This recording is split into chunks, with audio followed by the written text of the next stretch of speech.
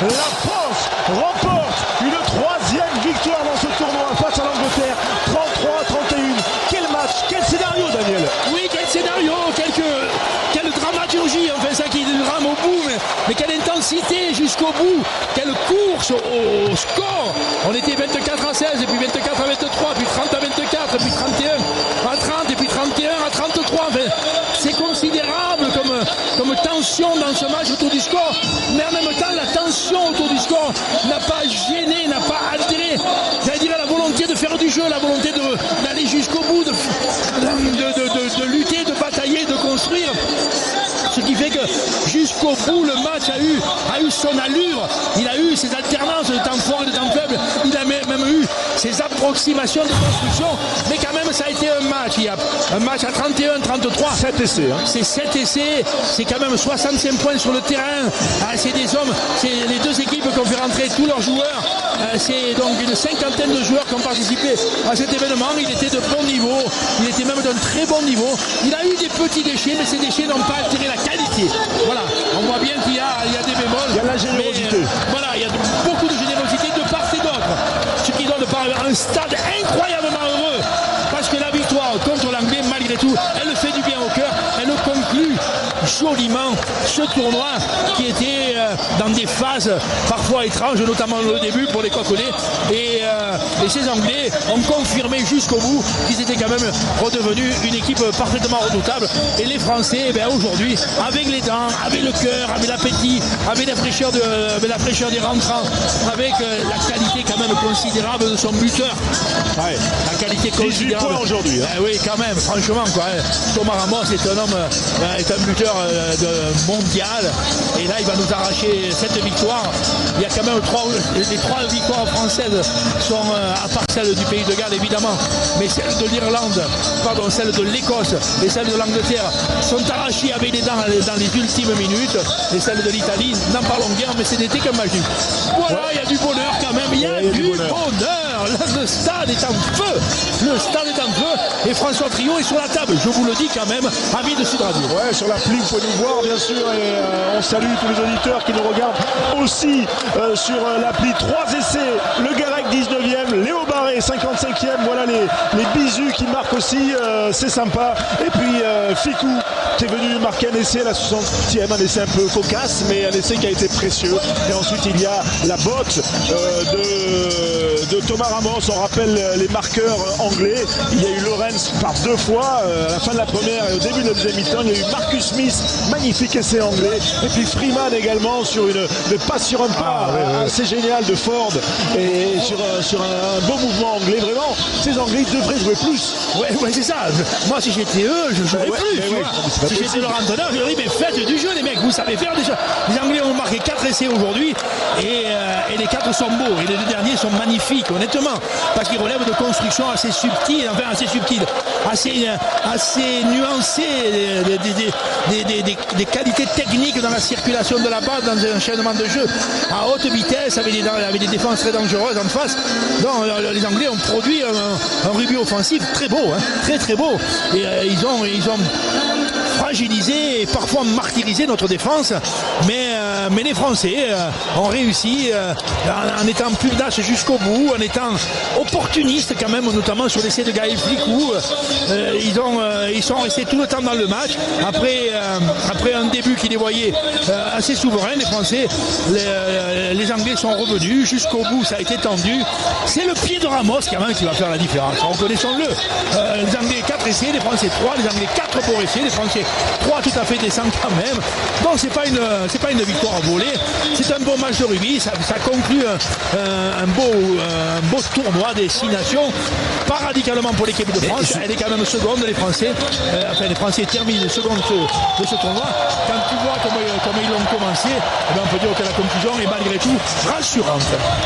Et Daniel, oui. Alors on va être ensemble jusqu'à minuit avec vous, avec les auditeurs au 0826 300 300. On parlera de la prestation globale, des moments forts, des enseignements des joueurs et puis le bilan bilan de ce tournoi. Mais avant toute chose, on a parlé pendant près de 2 heures en avant-match de ce crunch, de ce mot qui est plein d'histoires différentes. Est-ce que, encore une fois, ce soir, c'était un match à part par son scénario, par ce que tu as vu sur le terrain et dans les tribunes, Daniel? Il m'est assez difficile de le mettre quand même un peu hors norme, le match, tu vois. J'ai la sensation que c'est un bon match du tournoi, un très bon match du tournoi, avec deux équipes qui arrivent en fin de tournoi avec presque l'intégralité de leur force. Les Anglais sont en place sur le plan de la santé, ils sont en place sur le plan du jeu, ils sont en place sur le plan de l'agressivité. Les Français sont revenus dans une allure plus maîtrisée de leur gaillardise, de leur organisation de jeu et surtout de leur intention de jeu. L'opposition franco-anglaise n'a pas déclenché la vieille rivalité qui est plutôt dans les idées que dans les réalités du terrain. La vieille réalité n'a pas déclenché un match hors norme d'orgueil féroce. On a vu deux équipes, je veux dire, qui se sont incontestablement respectées jusqu'au bout et qui sont fraternelles d'ailleurs dans cette fin de match qui est aussi très jolie à voir. Ils se sont presque tombés dans les bras des uns des autres. Et ayant l'un et l'autre, les Français comme les Anglais, la conscience, et les uns comme les autres, la conscience qu'ils avaient produit malgré tout un très beau match de rugby, ou un match de rugby intéressant. Voilà. Il n'y a pas eu de tension négative. Non, il n'y a pas eu de ces péripéties de match qui montrent des colères, des réticences, des haines, c'est pas du tout le mot, mais des tensions comme ça relationnelles. Non, là, les deux équipes se sont quand même énormément livrées. Crunch de ces guerres, il y a le France-Angleterre qui s'annonce toujours comme quelque chose qui va aller sans aucun doute haut dans l'orgueil. Ben là, aujourd'hui, il est allé haut sans aucun doute dans l'orgueil d'opposition, des rivalités presque classiques de grandes équipes de rugby qui nous ont produit un match de rugby pas totalement abouti dans sa technicité, mais totalement rempli dans l'appétit, dans la volonté, dans le goût et même, je dirais quand même, dans l'allure athlétique. Par exemple, si on le compare au match que l'on livrait les Français la semaine dernière, il n'a rien à voir de fait, en tonicité, en rudesse, en constance d'effort, en puissance collective, quoi. Voilà, pour moi c'était un bon match, c'était un bon France-Angleterre. Rappelons qu'il y a un an d'aujourd'hui quasiment, les Français en avaient mis 50 aux Anglais. Les Anglais étaient en pleine déconfiture, morale essentiellement, ils étaient en pleine déprime, ils n'avaient plus grand chose qui les relie entre eux. Eh bien, ils sont revenus depuis maintenant la fin de cette Coupe du Monde, ou la Coupe du Monde, et depuis ce tournoi, ils sont redevenus une équipe extrêmement respectable, gaillarde, et va-t-en voir que c'est peut-être un des enseignements de ce tournoi et de ce match-là, de cette finale-là, on dira, enfin de ce jour final, quoi, pour les deux équipes. Les Anglais ont incontestablement une équipe qui aujourd'hui produit un rugby moderne. Et je regardais le terrain pendant que Daniel, tu faisais ton analyse sur le crunch, parce que quand même il y a eu Joe Marler et Dan Cole, quand même des monuments du rugby anglais qui ont traversé le terrain pour aller voir William Servat, pour aller lui serrer la main, le respect des premières lignes, de la famille des premières lignes. Voilà. Mais magnifique ça aussi. C'est beau et c'est vrai que ça finit bien quand même parce qu'il n'y a qu'une défaite au final. Alors il s'est passé beaucoup de choses dans le début du tournoi. Ce scénario aussi, il aurait pu ne pas nous sourire. Elle a quand même ça, cette équipe, même dans la difficulté, elle a réussi à s'en sortir, à surmonter les difficultés. C'est un peu l'idée générale de ce tournoi 2024. C'est vrai, François, qu'on a vanté dans les années 2021, 22 surtout 23, tu vois, l'année du Grand Chelem, on a vanté la sérénité du 15 de France. On a vanté cette puissance collective, en fait tout au moins cette harmonie collective, cette équipe qui dégageait une incroyable solidarité, tu vois, toujours en place. On disait mais même quand ça craint, il bronche pas, on voit pas de perturbations affectives, émotionnelles, de tension relationnelle. On le voyait pas ça, et ça a fait une force considérable du rugby français dans ces 2 ou 3 années-là. Là, en ce début de tournoi, on les voit délabrés, on les voit pas bien ensemble, on les voit le cœur malade, on les voit en rupture de sérénité presque. Ce qui nous inquiète, c'est touché dans le fond. Qu'est-ce qui est touché pour que cette équipe elle donne l'impression d'être abîmée? On n'a pas la sensation qu'elle est touchée dans son âme de fond, quoi. Ces mecs s'aiment toujours, ces mecs s'apprécient toujours, ces mecs qui défendent toujours le maillot avec lucidité. Il y avait quelque chose qui relevait à mon sens d'une lassitude incommensurable qui fait que c'est assez vite revenu sur la santé.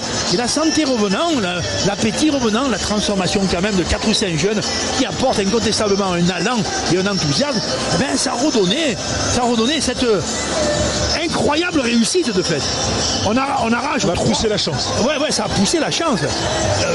Il est impensable qu'on batte les Écossais comme on les bat sur une main de la dernière seconde sur une ligne de but. Il est inadmissible à la morale sportive qu'on batte les Italiens. De fait, tu vois, qu'on les bat comme ça, quoi, qu'on les bat sur un poteau avec un ballon qui tombe, tu vois, un abracadabrantesque situation finale, quoi. Là aujourd'hui, c'est pas inadmissible. Enfin, quand même, ils ont marqué 4 essais, ils ont aussi bien joué au rugby que nous et souvent ils ont joué un peu mieux. Tu vois, et on les bat. On ne sait pas trop bien pourquoi, mais on sait surtout parce qu'on n'était pas radicalement inférieur et qu'on a lutté jusqu'au bout à la dernière seconde pour aller arracher avec les dents une pénalité que Thomas Ramos, tu vois, qui avait l'air épuisé à enquiller de 50 mètres.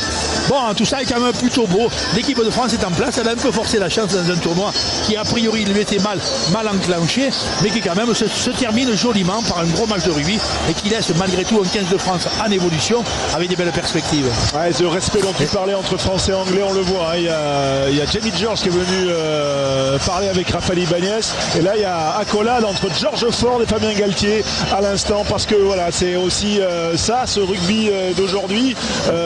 Il n'y a plus la rivalité d'antan dans ces France-Angleterre, il y a le respect. L'année dernière, les Français avaient laminé les Anglais à Twickenham. Cette année, les Anglais nous ont fait des misères ici à Lyon. Ils nous ont marqué des essais que vraiment le French Flair leur envie. Ils ont été magnifiques, ça a été des adversaires valeureux, mais il y a eu ce mental, cette force de groupe, le talent aussi des joueurs, la générosité, et ils y sont arrivés. Voilà, j'y ajoute dans ces qualités, François, que tu viens de souligner, chez les Anglais incontestables, chez les Français de l'ordre moral quand même, et j'ajoute ce sentiment de pugnacité quand même, les Français jusqu'au bout, quoi, avec l'intérêt, je trouve, du dernier quart d'heure, où l'apport du banc quand même, notamment en gaillardise, des deux Tao, Moefana, même le Big Colombe, ils ont quand même apporté leur pierre à l'édifice, quoi, de la robustesse d'une fin de match haletante, presque pathétique, c'est pas le mot, mais quand même, tu vois, où c'est tellement indécis que ça va se conclure. Et donc ce coaching-là, il a aussi fait du bien, et ils sont restés sereins jusqu'au bout dans un match où, encore à 30 secondes de la fin, on ne savait pas qui allait l'emporter. 33-31, Alexandre, le score final. Oui. Alors, un petit point rapide avec toi, Daniel, avant de te libérer, parce qu'il y a des gorgeons quand même à boire après, en fin de tournoi, c'est important. Il y a des semi-remorques de manche, il y a une légitimité à se rincer la gorge. Ouais. Alors pour ceux qui auraient manqué le match, par exemple, et qui arrivent sur la page, sur le site de Sud Radio, sur la page rugby de Sud Radio, on a une sorte de récap en 3 points que l'on fait depuis le début de la saison. C'est l'avant du match, le 3/4 du match et la statistique du match. Alors je vais commencer avec toi, Daniel, et avec toi, François, vous deux. L'avant du match, quel est l'avant côté bleu ou côté anglais qui, selon vous, a été déterminant aujourd'hui ? Eh bien, c'est assez difficile à dire parce que nous avons 2 packs d'avant qui ont tiré leur force presque essentiellement du jeu groupé, plutôt bon en touche, plutôt bon en mêlée fermée, plutôt bon dans les molles, plutôt bon dans la défense des molles, plutôt bon dans l'attaque des molles, pas trop mal dans les rucks, pas des plus pénalisés dans les rucks. Donc c'est quand même la puissance collective, la qualité collective de ces deux. Les dynamiteurs du côté anglais me semble être Ben Earl, tu vois, et même Samsonery.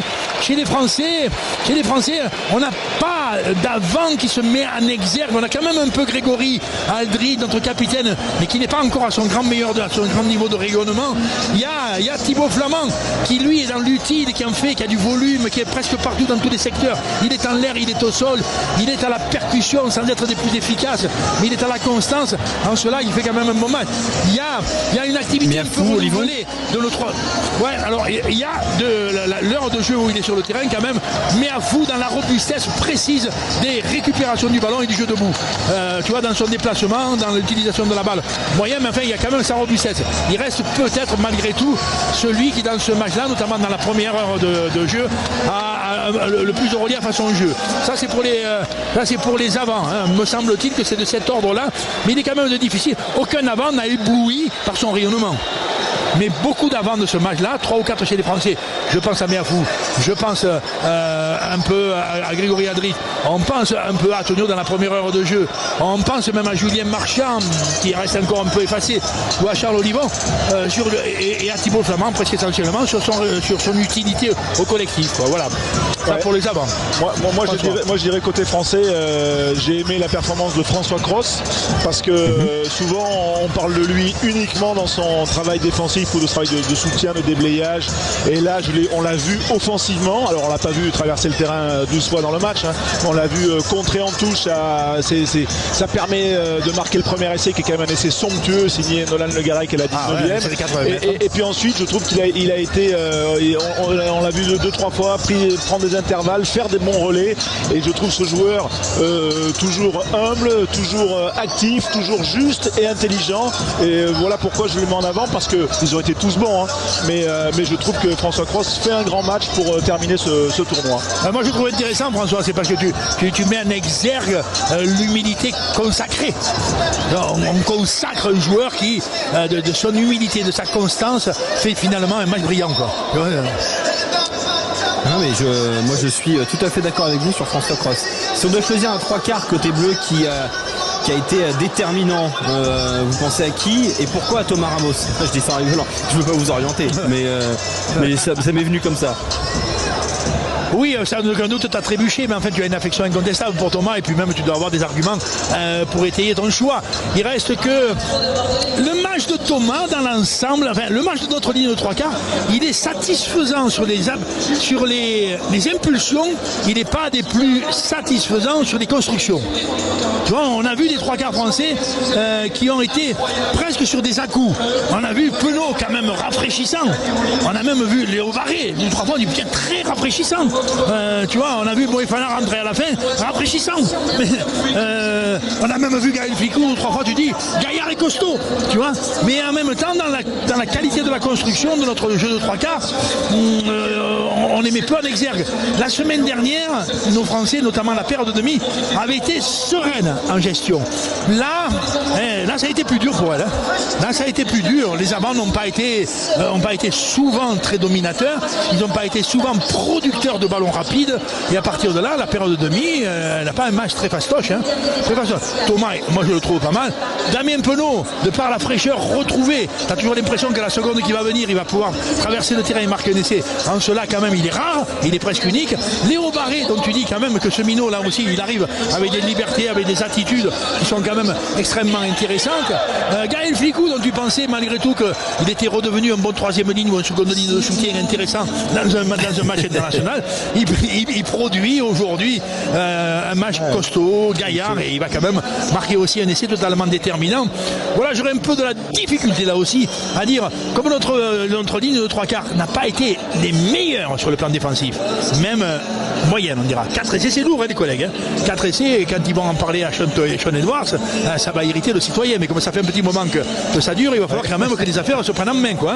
Bon, là sur le plan défensif c'est plutôt moyen, sur le plan offensif ils ont été sans timidité, à vaillance et à courage et à réaction correcte dans un jeu d'ensemble offensif qui était plutôt pas très bon. Les Anglais étaient beaucoup plus dans l'huile que nous dans le secteur offensif. Ouais, on termine le tournoi, on aura marqué moins d'essais qu'on en a encaissé, hein. On en a marqué 13, on en a encaissé 14 si j'ai bien compté en ajoutant les essais de ce soir. Moi, pour répondre à ta question, Alexandre, moi je mets en avant ce soir côté 3/4 Damien Penaud, parce que je trouve qu'il a été dans le dur un peu dans ce tournoi. Voilà, c'est un joueur exceptionnel que j'adore par sa générosité. Ouais, parfois il fait des fautes et tout, mais voilà, il n'est pas toujours très à l'aise sur les ballons hauts, ou en tout cas il est voilà, mais je trouve qu'il a redonné un peu de l'allant à cette équipe, parfois avec ses courses qui sont pas très conventionnelles, pas très académiques, mais j'ai eu l'impression qu'on l'a retrouvé dans sa générosité, mais dans aussi son activité, donc il pèse quand même sur les défenses, donc de ce point de vue là il m'a plu. Et puis après sur l'ensemble du tournoi, je trouve que symboliquement faire ressortir quand même Gaël Ficou, parce qu'il a été l'objet de critiques qui été, je pense, justifiée, mais on sent quand même que lui aussi il s'est remis dedans, il a été là sur la prise d'intervalle là sur la course de 30 mètres pour donner à Barré, ensuite pour marquer. Ça faisait plaisir quand même de le voir un peu se libérer, même s'il fait une grosse faute de défense sur l'essai de Lorenz en première mi-temps. Mais bon voilà, moi j'ai aimé ces deux garçons. Penaud, il y avait une stat intéressante avant ce match, c'était 8 offloads dans le tournoi et 8 turnovers concédés. Mais ça résume un peu ce qu'il était avant ce match. Et tu vois, François, c'est intéressant ce que tu dis. Parce que Fabien Galtier parle de la résilience toujours de ses cadres. Et en fait, alors ce mot-là est surutilisé désormais. Mais Ficou, pour le coup. Non, Ficou, il est dans une reconquête de sûr.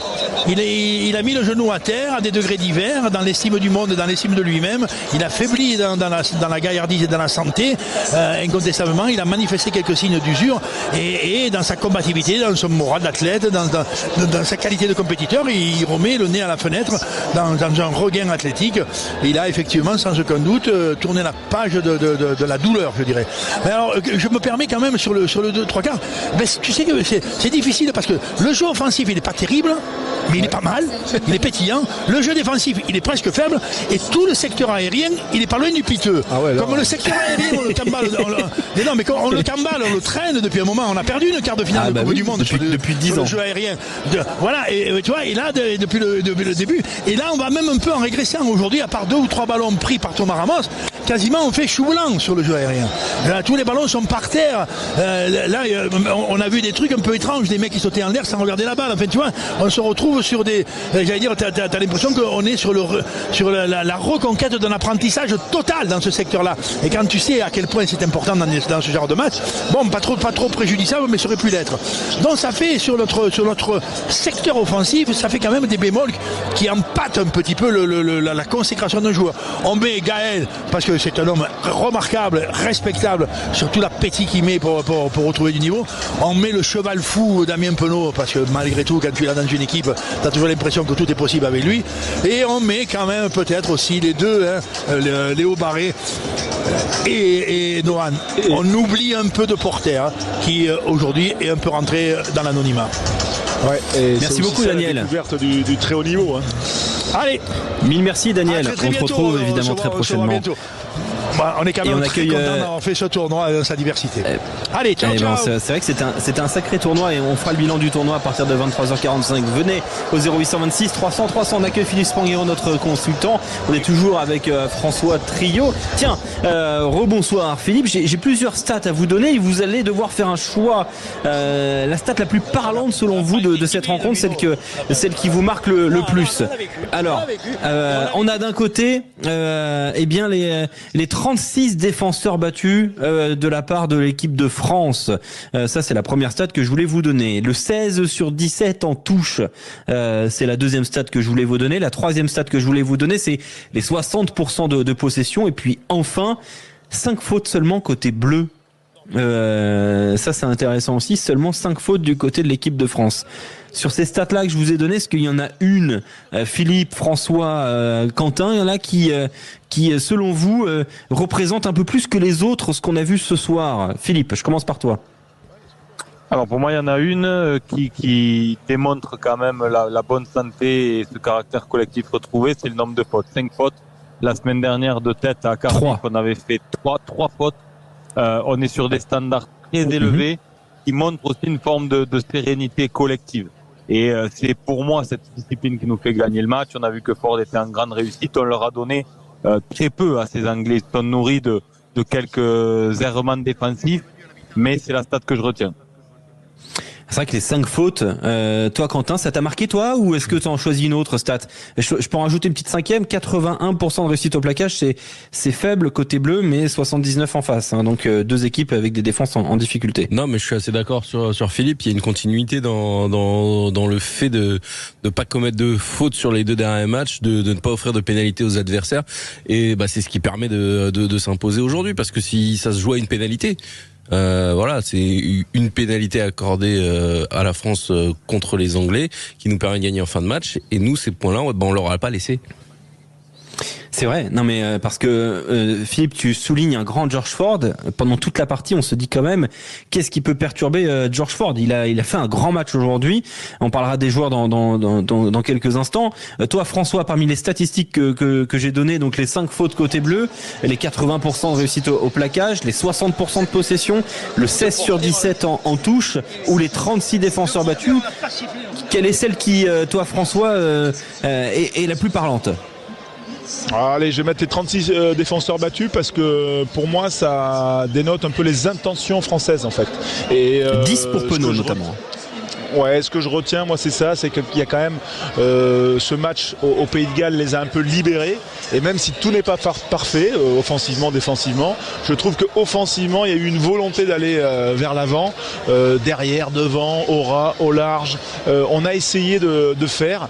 On n'est pas, je veux dire, au summum de la confiance et sans doute au summum aussi de l'affûtage physique pour pouvoir tout mener et tout réussir. Je pense, et on le disait avec Daniel à l'instant, que les Anglais étaient peut-être un peu meilleurs ce soir que nous, et en tout cas ils ont été plus cliniques. Mais moi ce que je retiens, c'est pour ça que je retiens cette statistique des défenseurs battus, c'est qu'il y a eu une intention offensive d'aller chercher cette victoire, et je trouve que la dernière pénalité, autant en Écosse, j'ai trouvé que cette victoire a été moyennement méritée. Autant le nul, il avait été très heureux contre l'Italie. Bon, il y avait eu aussi des scénarios avec les cartons. Autant là, je trouve que la France mérite pleinement, même si c'était très serré, sa victoire, parce qu'elle l'a voulu, parce qu'elle est allée la chercher. Je trouve que voilà, c'est pour ça que je fais ressortir cette stat de défenseurs battus. Ouais, c'est intéressant, ces 36 défenseurs battus. Tiens, on accueille Maxime qui nous appelle d'Auvergne. Salut Maxime. Bonsoir messieurs. Bonsoir Maxime. Bon, déjà c'est une bonne soirée Maxime. Oui, c'est clair, c'est une bonne soirée, la victoire est là. Bon, ça a été à l'arraché, hein. Moi j'avais pronostiqué 22-20 là en début de semaine et bon, bah ça fait quoi, 2 points. Ça a été chaud, c'était chaud sur des détails. Ça c'est juste sur des détails. Quelle est, tiens, parmi les statistiques que j'ai données, Maxime, une qui te parle toi aussi, un peu plus particulièrement? Moi, alors ce que je retiens, ça a été le peu de fautes. C'était les 5 fautes, c'est ça? 5 pénalités, ouais. 5 pénalités, ouais. 5 pénalités. C'est hyper important parce que bah voilà, je veux dire 5 pénalités sur un match, c'est super fort. Quand on voit, par exemple dans les zones au top 14, ça peut être nettement le double, voire le triple des fois de certains clubs. Donc voilà, c'est dans l'ensemble, on a été plutôt propre. C'est pas énorme sur un match. Donc c'est celle-là qui m'a plus impressionné dans la continuité avec notamment les points. Donc voilà, c'est celle-là qui m'a le plus marqué, mais après voilà, ça a pu de basculer d'un côté comme de l'autre. Mais Alexandre aussi, tu disais une seule touche manquée, c'est ça, par les Français? Exactement. Donc ça veut dire que clairement Flamand a réglé les problèmes de touche de l'équipe de France? Alors c'est pas seulement du fait de Flamand, de Flamand ou de Marchand, mais je pense que c'est la connexion. Il y a une connexion. Parce que toulousaine. On avait des gros problèmes en touche en début de tournoi. Et là, tu fais une faute en touche. C'est ça. Je veux dire, le changement est radical avec quoi, deux hommes qui changent dans l'alignement. Non mais c'est vrai que c'est vrai que cette touche de l'équipe de France, elle était en souffrance. Philippe, tu l'as beaucoup souligné et à juste titre, hein, bien sûr. Là ce soir, tu fais 16 sur 17 face à une touche qui était quand même tout simplement la meilleure du tournoi jusque là. Ah oui, on fait un grand match en touche. On avait réglé nos problèmes déjà contre le Pays de Galles. J'avais souligné malgré tout, et sans du tout faire offense à Movaca, mais que je pensais que Julien Marchand, en rentrant, en revenant titulaire, allait apporter là-dessus. En effet, il y a Flamand aussi. Après, c'est un tout, c'est les connexions qui sont meilleures. Et puis, au-delà de ces ballons sur nos lancers, il y a ce contre qui amène cet essai qui nous fait faire le break en première période. Donc, l'efficacité retrouvée en conquête, il y a plein de choses qui expliquent ce renouveau ces 2 matchs. Mais la sérénité en conquête, c'est clairement l'élément majeur, avec la discipline. Pour terminer l'analyse globale de la partie, on s'est beaucoup posé la question, Philippe Spanghero, possession, dépossession, repossession. On a eu d'abord dans l'échelle du temps de Fabien Galtier de la dépossession, de la repossession, de la dépossession, et il y avait de la possession la semaine dernière face au Pays de Galles. Est-ce qu'on a eu une tendance claire aujourd'hui face à l'Angleterre, ou un petit peu de tout? Au final, on a 59% de possession. Je crois qu'on est plutôt revenu dans la possession et ça s'est vu dès l'entame. On a essayé de tenir le ballon et ça nous a plutôt réussi. avec Nolan Le Garec en plus qui par sa qualité d'éjection nous amène vraiment une vraie plus-value. Pour revenir sur les points faibles, il y a quelque chose qu'a soulevé Daniel dont on n'a pas reparlé, c'est par contre ce mal sur les ballons hauts. Ça, on ne le fait pas cash ce soir, mais depuis la Coupe du Monde et ce quart de finale, c'est quand même un vrai qu'est-ce que tu veux y faire? On n'est pas invité là-dessus. Moi, je les envoie en stage de foot gaélique. Hein. Non, mais il faut qu'ils aillent faire un truc. Tu vois, 15 jours dingue, là, au mois de juillet en Irlande. Allez, bam. C'est fou. Ah, mais c'est vrai que ça devient chronique là. Hein. Non, là c'est quand même le mal récurrent qui est le plus important pour moi et le plus ancien surtout. Ouais.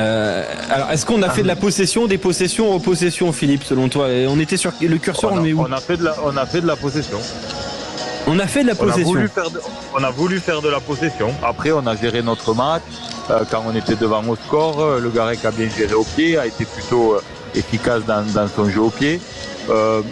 Mais je trouve globalement qu'il y a une volonté de possession. Une volonté de possession, François, est-ce que tu as retenu ça aussi? 37 coups de pied aujourd'hui, côté bleu par exemple. Complètement aligné avec Philippe, il y avait une volonté de jouer. Après, je ne sais pas si vous l'avez ressenti comme ça en écoutant les commentaires et en regardant les images, mais il y avait énormément de rythme, moi c'est comme ça que je l'ai perçu.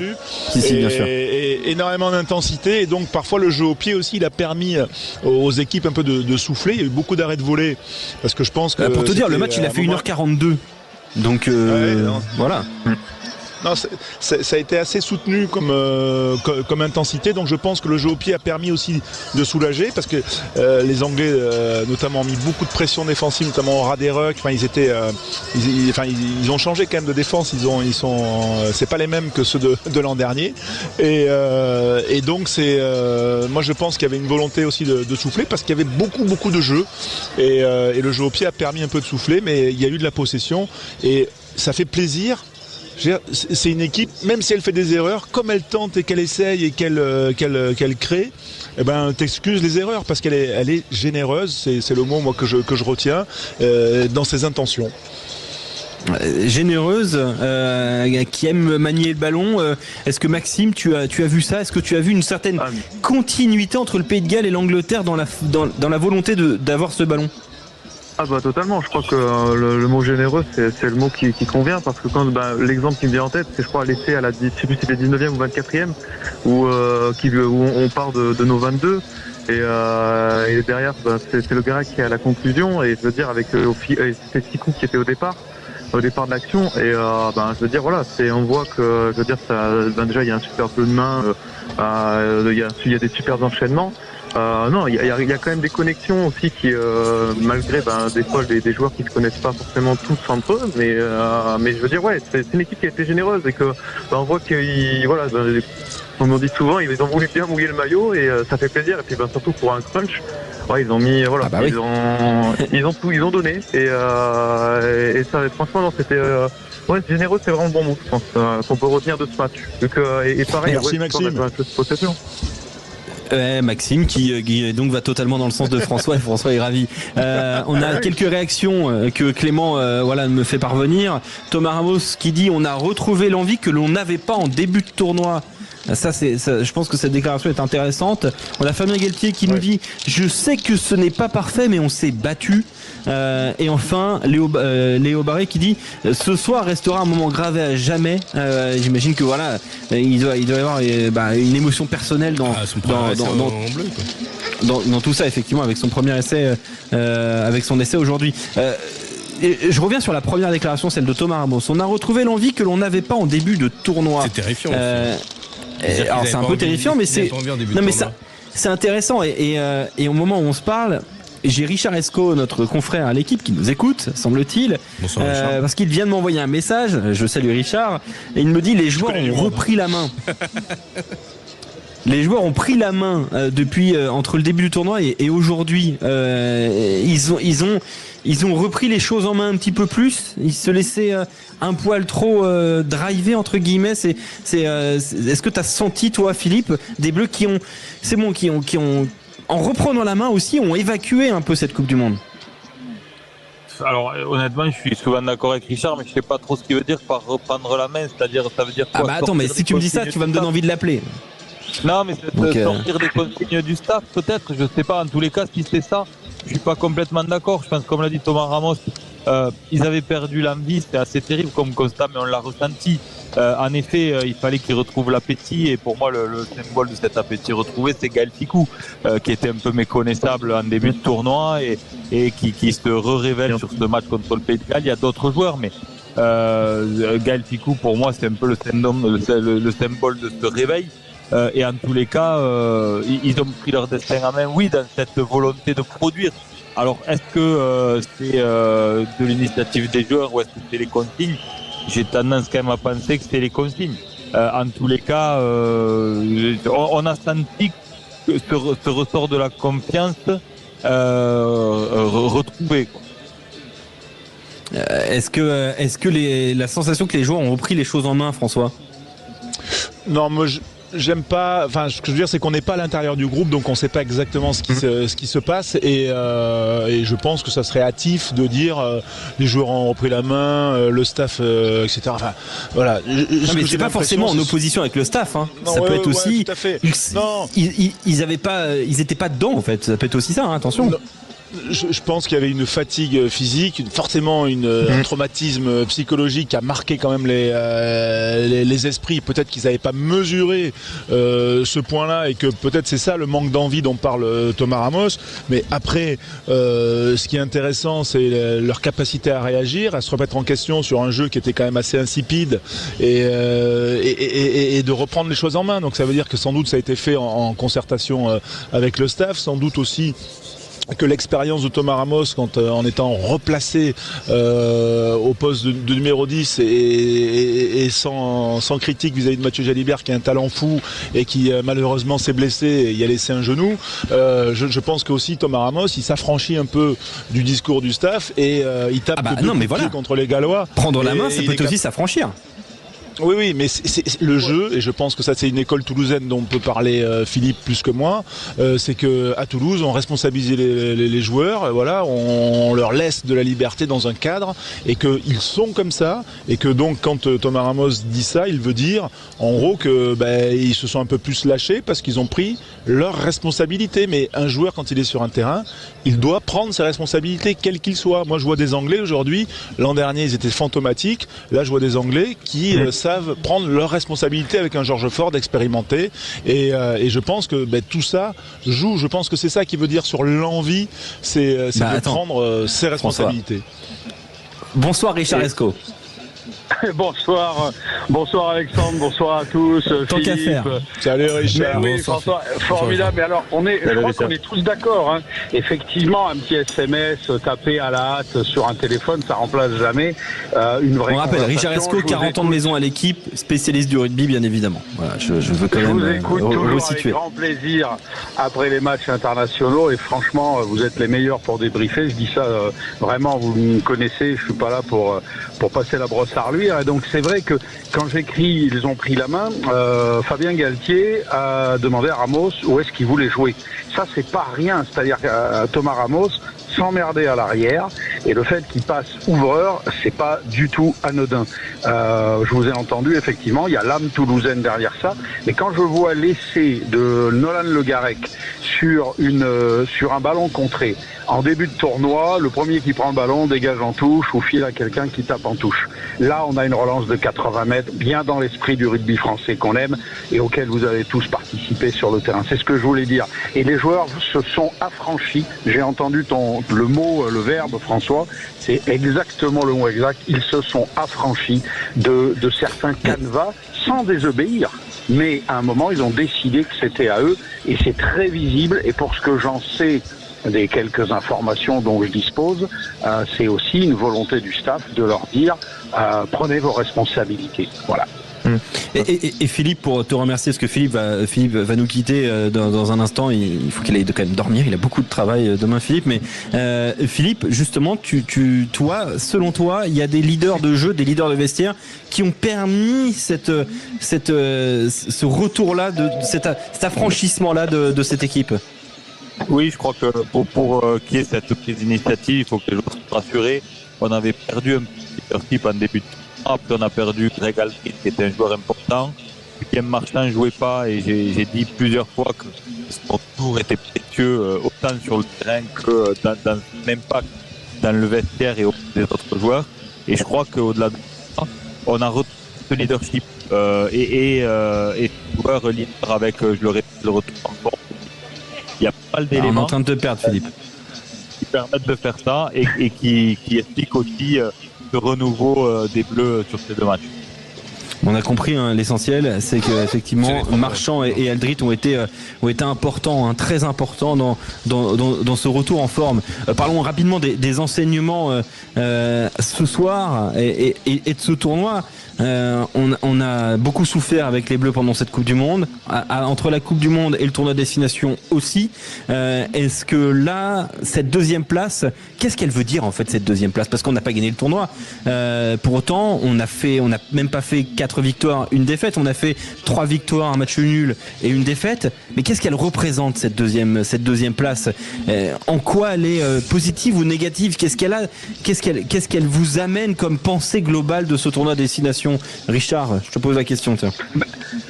Avant de vous quitter, cette deuxième place, pour moi, elle est satisfaisante du point de vue des joueurs. Ils ont été heureux, il faut voir leur visage épanoui, les sourires, l'émotion, les larmes. Ça veut dire quelque chose parce qu'ils sont partis très bas. Ils ont été humiliés à Marseille.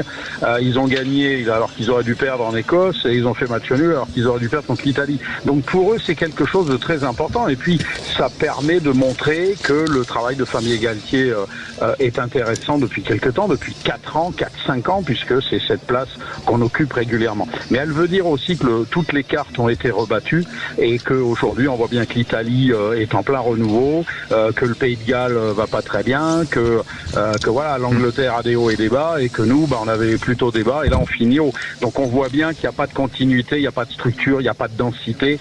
Ça a été un tournoi très ouvert. Nous, on a pris du plaisir et je vous ai entendu à l'antenne, vous avez pris du plaisir à commenter ces matchs. On a pris du plaisir à les regarder, moi à écrire des comptes rendus sur l'équipe, mais je pense qu'il va falloir qu'on le laisse un petit peu derrière nous et qu'on se projette sur la tournée avec les jeunes en Argentine. Je vous salue à tous. Merci Richard d'avoir été avec nous. Salut Richard.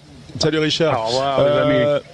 Ouais, moi je vais pas tarder à vous quitter parce que les transports ici c'est pas le feu, donc je vais pas dormir à Dessines et pourquoi pas pourtant. Tu fais aucun effort, François, je suis extrêmement déçu. Dessines, Lyon à pied, c'est quoi? C'est 5-6 heures à tout casser. Ok. Non, moi la deuxième place elle est vite entre guillemets. Un début de crise ou ce qu'on a vécu en début du tournoi, c'est-à-dire de remise en question du staff et du staff et il est tout de même pas remis en question là. Il y a pas de ça tremble plus là. Non. On ne tangue plus. Pour moi, non. Enfin, moi, je pense pas. Je pense que oui, si les Français étaient restés un peu moribonds comme ils l'ont été contre les Irlandais, et qu'ils avaient perdu contre les Italiens et qu'ils avaient perdu contre l'Écosse, là, il y avait le feu. Mais au final, mais les choses se sont réenclenchées et il faut s'en réjouir parce que on n'a rien contre Fabien Galtier et même s'il a parfois il a une com, on sait qu'il est compétent, que parfois il nous a un peu désarçonné par ses déclarations, mais au final, je pense qu'il est compétent, je pense qu'il est connecté à ses joueurs et que ces joueurs ils ont eu un coup de mou et que peut-être lui aussi et qu'il a fallu s'y remettre et au final c'est un tournoi de la remise en question, mais même les Irlandais ils ont souffert, ils ont terminé difficilement le tournoi, donc ça veut dire que c'était un tournoi un peu bizarre quoi, donc il faut l'accepter comme ça. Moi je suis surtout je préfère retenir le positif et retenir la jeunesse qui nous a qui est apparue là, qui a éclos dans ce tournoi. Voilà. J'invite Thibaut de Paris, auditeur Sud Radio. Bonsoir Thibaut. Salut Alexandre, salut Bonsoir, la team Sud Radio. Ça fait plaisir de t'avoir avec nous Thibaut, amoureux de rugby du Stade Français Paris, non pas seulement mais quand même du Stade Français Paris. C'est pas un défaut, enfin en tout cas pas pour tout le monde. Non, pas pour moi en tout cas. Un petit peu. Non, c'est bon. Un petit peu, nous dit Maxime. Quand même c'est une bonne soirée Thibaut. Alexandre. Fabien Galtier vient d'arriver en conférence de presse. Alors, écoutons Fabien Galtier en direct de Lyon. Restez avec nous, messieurs les auditeurs. Fabien Galtier, donc, qui est en train de s'asseoir et de se présenter. Il est déjà sur la conversation, normalement.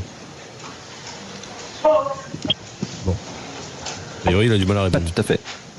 Alors, ils sont en train de se mettre en place du côté donc de l'auditorium du stade de Lyon. On vous rappelle, si vous nous rejoignez, que l'équipe de France s'est imposée face à l'Angleterre 33-31. Qui souligne souvent l'état d'esprit. Et on écoute la question d'Arnaud Bordelais. Ce soir, c'est l'état d'esprit justement qui vous a permis d'aller chercher cette victoire. Oui, je pense qu'il faut féliciter le groupe pour toute l'énergie, tout l'engagement qu'il y a eu dans le match. À certains moments, pas hyper maîtrisé, mais c'est le risque. Mais voilà, je pense qu'on y a mis beaucoup d'énergie et c'est en grande partie grâce à ça qu'on a pu gagner le match. Nouvelle question pour Grégory Aldrit. Fabien, comment tu arrives à expliquer ce scénario où vous mettez beaucoup de points, ils en mettent beaucoup, on s'attend que c'était un peu les montagnes russes ce match? Expliquer, c'est difficile, en tout cas le ressentir et le raconter, c'est possible. La première mi-temps, c'est une première mi-temps où on rentre vraiment très très bien dans le match avec une domination, notamment de nos bases, de nos avants sur les phases de conquête. Et une domination aussi physique sur les premières collisions. Et on se crée beaucoup de temps fort, mais on n'est pas lucide, on manque un peu de lucidité. Puisque on ne concrétise pas totalement, on ne se paye pas totalement sur nos temps forts. Il y a quand même des moments où, avec un peu plus de maîtrise, de lucidité, le score il ne doit pas être, je crois qu'il est à 16-3, c'est ça? Il doit être bien plus lourd. Et le problème, c'est qu'à un moment, on a connu ce scénario, c'est pas la première fois, quand t'es pas efficace, face à une équipe qui est en place et qui attend son tour et qui maîtrise quand même sa stratégie, tu t'exposes. Et donc on a pris je crois que c'est un 21-0 ou un 19-0, puisque c'est un essai avant la mi-temps, un essai en début de deuxième mi-temps, puis un essai en suivant. C'est 21, c'est ça? Et donc à ce moment-là, on parle de tous les états. C'est vrai que c'était sur le terrain, ça devait être, en tout cas nous en tribune et pour avoir échangé avec les joueurs à la mi-temps, c'était un moment où l'édifice tremblait, quoi. Vraiment. Et c'est un moment où tu peux te dire, waouh. Donc on se retrouve, je crois, de mémoire à 6, je ne dis pas des bêtises, 13, 14 points, c'est ça? Quelqu'un a en tête l'écart? 24-16. Ça reste à 8? C'est le maximum. Après avoir pris ce 21-0. Et c'est ça. Et là, il faut être sacrément solide pour faire ce que l'équipe a fait, c'est-à-dire que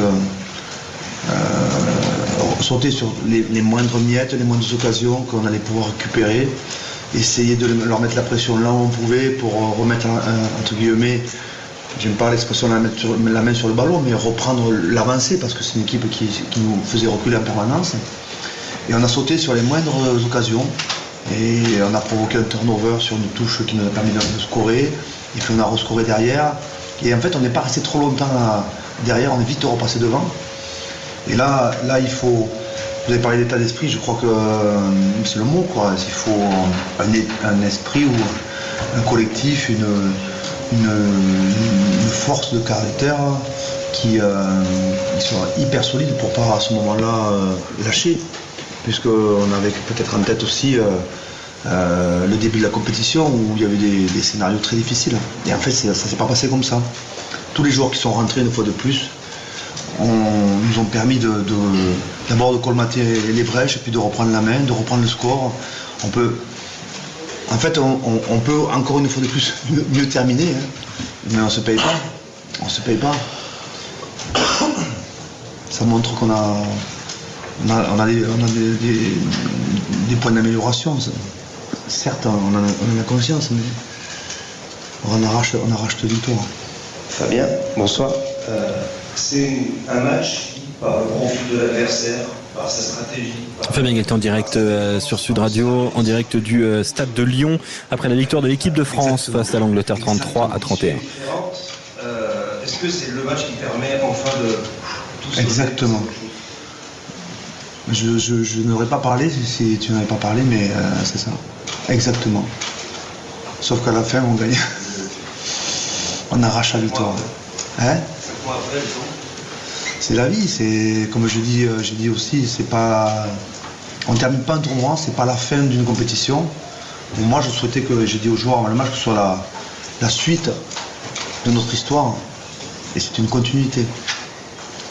Et il se peut que dans cette victoire-là, il y a de l'apprentissage de ce qui s'est passé il y a quelques mois.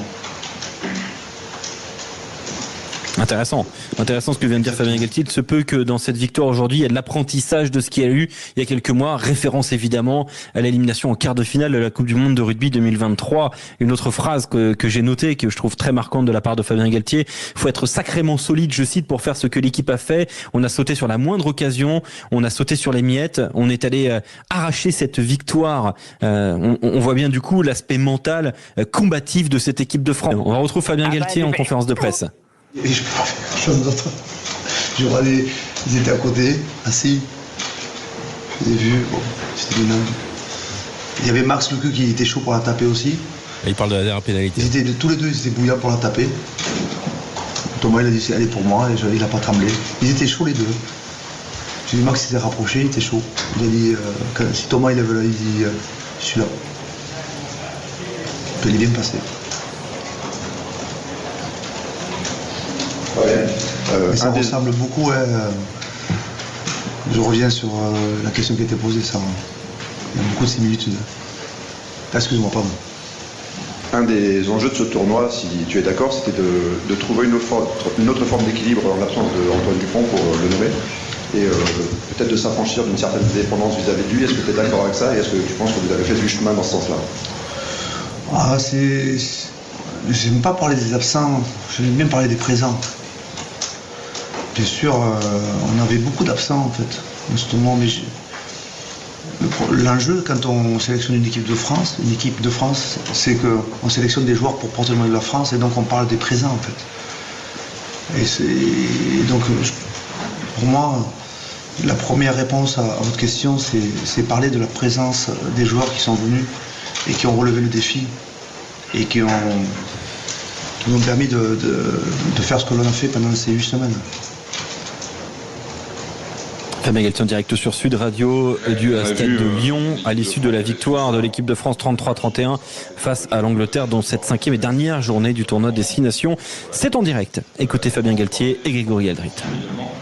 Comment tu l'expliques? Est-ce que c'est le temps un peu de se mettre en route avec un nouveau staff? Comment tu t'expliques cette évolution? Il y a eu Grégory, malgré la continuité, c'est sûr qu'il y a eu des ajustements à faire. Mais personnellement, je suis hyper fier du groupe. Parce que voilà, comme tu dis, on a été malmené par certains moments, on a été critiqué à juste valeur. Mais tout le monde, il y a personne qui a baissé les bras, tout le monde a fait preuve de caractère. Tout le monde a participé, tout le monde a pris ses responsabilités, et on a réussi à reconstruire tous ensemble vraiment, et arriver à cette petite dynamique, parce que c'était important pour nous, comme on avait dit, d'arriver à recréer une dynamique, et pour recréer une dynamique il faut au moins 2 victoires consécutives. Une victoire ça suffit pas, donc voilà, il faut vraiment saluer le caractère du groupe et de tous les joueurs, parce qu'on pourrait dire que c'est les joueurs cadres, les joueurs leaders, mais honnêtement, il y a beaucoup de joueurs qui ont été surprenants et qui ont vraiment pris leurs responsabilités et participé à construire, ou à reconstruire, ou améliorer, ou je sais pas ce qu'on peut utiliser comme un mot, mais à revenir en tout cas à ces 2 victoires consécutives. Vous venez d'entendre Grégory Aldrit en conférence de presse en direct à l'issue du match. Performance de Nolan Le Garec, savoir un petit peu ce que vous avez pensé de son tournoi, et notamment son apport sur l'animation offensive là, sur les 2 derniers matchs. Très bonne. Très bonne. C'est un super gamin. Il est jeune. On a envie on a peur de s'en occuper comme voilà. D'ailleurs, ce qu'on a dit aux joueurs qui venaient d'arriver, vous jouez votre rugby et on va essayer de vous montrer le chemin, quoi. Et en fait, on ne voulait pas qu'ils prennent plus de pression que ça. Les joueurs non plus, les cadres, ils ne voulaient pas qu'ils soient embarrassés par l'État. Presque on s'est excusé de les accueillir dans ces conditions. Ils disaient, on aurait aimé vous accueillir dans des conditions plus calmes, quoi. Mais là, bienvenue dans la tempête. Donc ça n'a pas toujours été le cas.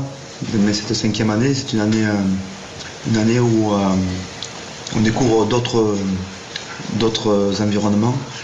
Et donc il était présent, il était super solide sur ses rentrées, super solide sur ses débuts de match. On le sentait depuis quand même, il était parti avec nous au Japon. On sentait qu'il avait le potentiel. Il y avait des hommes à sa place qui lâchaient pas le morceau non plus. Donc on respecte beaucoup ceux qui donnent pour le maillot. Et c'est pour ça que quand la porte s'est entrouverte, il était prêt. Et il nous a beaucoup apporté. On est content. Fabien Galtier en direct de Lyon.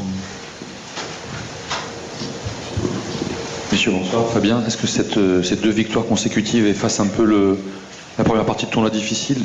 Patrick Arletas nous disait cette semaine, on ne sautera pas au plafond si on bat l'Angleterre. On a eu des cicatrices et les cicatrices aident à avancer dans la vie, il ne faut pas les oublier. Est-ce que tu penses un peu la même chose? C'est ça. C'est un beau tournoi, c'est un super tournoi. On a vécu un tournoi d'enfer, au sens propre comme au sens figuré. C'était brûlant, tout le temps. C'était brûlant, il n'y avait pas de répit, c'était tout le temps. On était tout le temps sur la brèche, on était parfois sur la cime, on était parfois sur la tranche. On a vécu un tournoi, il fallait être solide. Et les gars étaient solides. Les gars ont été super solides. Et je parle des joueurs, je parle du staff. Parce qu'à un moment, il fallait que nous, on apporte aussi de la puissance. Quand on sentait que les gars, ils en manquaient un peu, qu'ils doutaient, qu'ils étaient un peu chahutés. Et ça, c'est ce qui me touche le plus, moi. C'est quand les joueurs sont chahutés, en fait. Parce que on a envie de... Si on les prend, on a envie qu'ils vivent des bons moments. Et pas des moments douloureux. Donc, on se sentait coupable avec le staff de vivre ces moments-là. Et on a tout fait pour que ça dure pas. Et eux, ils étaient prêts aussi à faire en sorte que ça dure pas. Donc on a vraiment... On a vécu autre chose. Mais c'était... d'enfer. C'est pas mal d'enfer. Un tournoi d'enfer. Justement, on parlait d'un tournoi d'enfer. Quelle est la symbolique de la 2e place au bout de ce tournoi? Julien Vert pour Sud Radio. Je sais pas. J'ai une idée.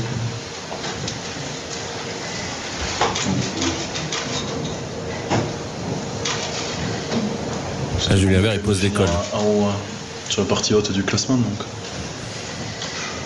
Et, mais honnêtement, sur les 2 derniers matchs, on se concentrait sur nous, sur notre contenu, et élever nos standards à nous.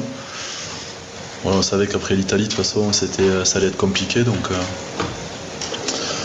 voilà, on s'est concentré sur la performance, sur le match gagné. Et comme je disais, c'est voilà, pouvoir rentrer chez nous et penser à la suite un peu plus tranquillement.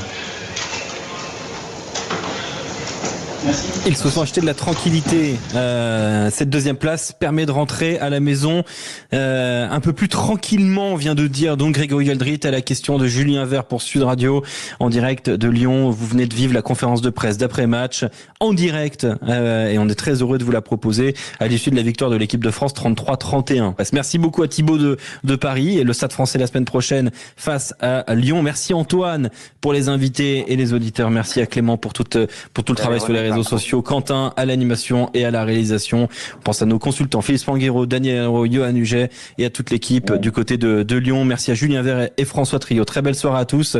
Les programmes continuent sur Sud Radio et les réactions vous les aurez demain dans le Grand Matin Week-end et Journal des Sports de Morgane Thomas. Belle soirée.